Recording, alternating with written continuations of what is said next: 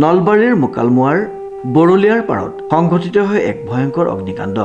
জুইত জাগল 10খনকৈ ব্যৱসায়িক প্ৰতিষ্ঠান, প্ৰায় 1.5 কোটি টকাৰ সা সম্পত্তি অগ্নিকাণ্ডত যাহ যায়।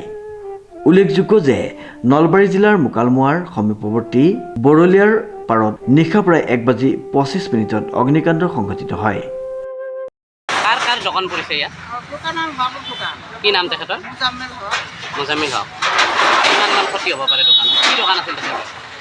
কি দোকান আছিল ইয়াত? কাপোৰৰ দোকান। কাপোৰৰ দোকান। কিমান মান ক্ষতি হ'ব পাৰে ইয়াত?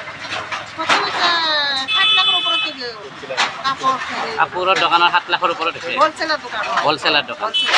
হয় হয়। কি নাম বাবুটোৰ? নাম কি? মুজাম্মিল।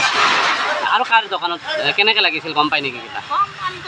গম পোৱা নাই, ৰাতি 12টাৰ পিছত 12টাৰ পিছত লাগিছিল। তাহাঁতি পেলাই হেৰি কৰাৰ পিছতে হেৰি আহিল, পানীৰ গাড়ী আহিল, অলপ সহায় কৰি যাওঁতে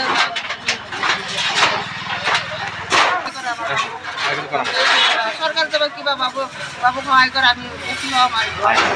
অগ্নিকাণ্ডৰ ফলত মৌচুমী হোটেলৰ স্বত্বাধিকাৰী হানিফ আলী নামৰ ব্যৱসায়ীগৰাকীৰ প্ৰায় 15 লক্ষাধিক টকাৰ সম্পত্তি জুইত জাহ হৈছে বুলি জানিব পৰা গৈছে। কাপোৰৰ হ'লচেল ব্যৱসায়ী মুজাম্মিল হক নামৰ ব্যৱসায়ীগৰাকীৰ দোকানৰ পৰা অগ্নিকাণ্ডৰ সূত্ৰপাত হয় বুলি সন্দেহ কৰা হৈছে।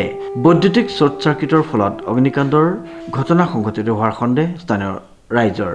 অগ্নিকাণ্ডৰ ফলত লালচান আলীৰ গেছ এজেন্সিৰ লগতে কলৰ দোকান ভস্মিত হোৱাৰ বিপৰীতে জাহাংগীৰ হুছেইন হাৰ্ডৱেৰৰ দোকানখনো অগ্নিকাণ্ডত যাহ যায়। আনহাতে বিহাৰী সম্প্ৰদায়ৰ চেলুনৰ এখন দোকানো জুইত ভস্মীভূত হয়। জিলা প্ৰশাসনক উপযুক্ত তদন্ত কৰি উচিত ক্ষতিপূৰণ প্ৰদান কৰিবলৈ আহ্বান জনাইছে ব্যৱসায়ীসকলে। কিমান মান ক্ষতি হৈছে এনেই? আমার ঘরে তো 15-16 লাখ টাকার বেশি গেছে, ঘরে ঘরে মাল আসলে। আর কাপড় দোকানে তো তার কিমান গেছে, তার তো মোটামুটি 20 টাকার মাল আসলে।